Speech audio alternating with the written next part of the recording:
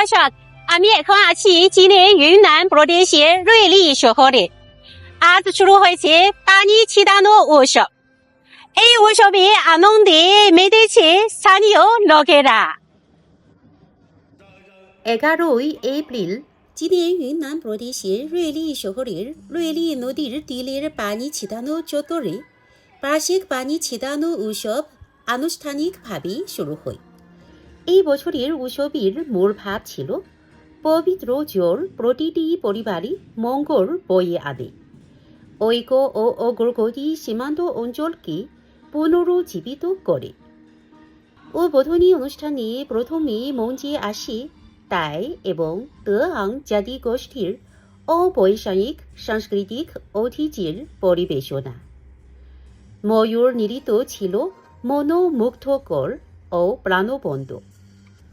অন্যদিকে হাতির পায়ের ঢোল নৃত্য বা কাবানগোং ছিল শক্তিশালী ও উদ্যমী।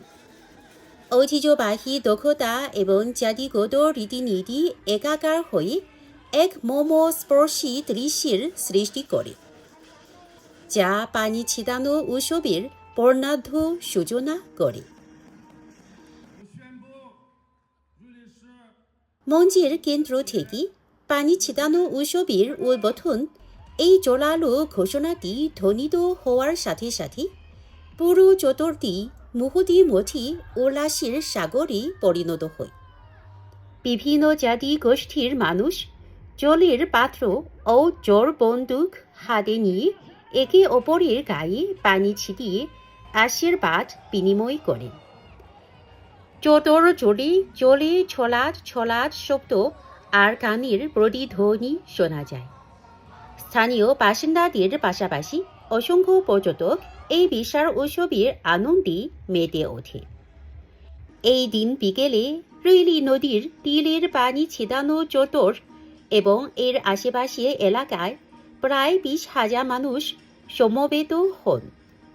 এই অনুষ্ঠানটি পুরো শরীর ভিজে যাওয়া মানে আশীর্বাদ পুষ্ট হওয়া এমন শুভ কামনা লাভের পাশাপাশি খেলার ছলে পানি ছিটানোর মাধ্যমে নতুন মানুষের সাথে পরিচিত হওয়ার এক উচ্ছ্বসিত পরিবেশ উপভোগ করার সুযোগ করে দিয়েছে।